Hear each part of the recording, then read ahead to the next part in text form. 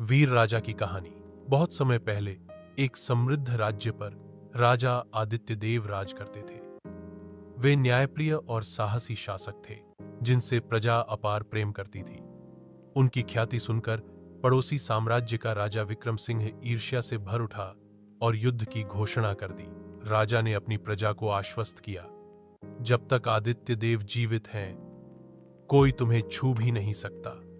सेना संग वे रणभूमि पहुंचे। युद्ध भयंकर था, पर राजा अग्रिम पंक्ति में खड़े होकर वीरता से लड़े। जब शत्रु का दबदबा बढ़ने लगा, तो उन्होंने स्वयं विक्रम सिंह को ललकारा। दोनों में घंटों घमासान हुआ। अंततः आदित्य देव ने शत्रु को परास्त कर दिया, लेकिन उसी क्षण एक भाला उनकी छाती भेद गया। वे भूमि पर गिरे, पर चेहरे पर संतोष था। उनका राज्य बच चुका था। अंतिम सांस लेते हुए उन्होंने कहा, राजा का जीवन उसकी प्रजा के लिए होता है, और प्राण त्याग दिए। उनकी शहादत ने राज्य को अमर गौरव दिया। आज भी लोग उन्हें धर्म और वीरता का प्रतीक मानते हैं। राजा विजयनाथ अपनी अदालत की अध्यक्षता करते हैं। उनकी जड़ी तलवार शक्ति और न्याय का प्रतीक है। राजा विजयनाथ से पहले लोग न्याय की तलाश करते हैं।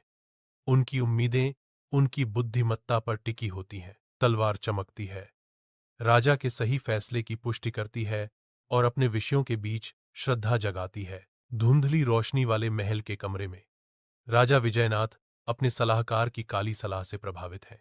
हेर फेर के आगे झुकते हुए राजा अपनी तलवार को एक अन्यायपूर्ण सजा सुनाने का आदेश देता है। तलवार एक विद्रोही प्रकाश के साथ धड़कती है, कहते हुए, मैं अन्याय का साधन नहीं बनूंगा। भव्य महल के कक्ष में राजा विजयनाथ अन्याय की तलवार पकड़े हुए हैं। एक आह अदालत में गूंजती है, क्योंकि तलवार भारी बेजान पत्थर में बदल जाती है। शिलीभूत तलवार, एक कठोर अनुस्मारक, महल में अपना स्थान पाती है, जो न्याय की स्थायी शक्ति का प्रतीक है। एक बार की बात है, एक राजा अपनी प्रजा की खुशी के लिए बहुत चिंतित रहता था। उसने सैनिकों से पूछा, राज्य सुरक्षित है? सबने कहा, हां। उसने मंत्रियों से पूछा, खजाना भरा है? सबने कहा, हां। फिर भी राजा बेचैन था। वह वेश बदलकर गांव गया।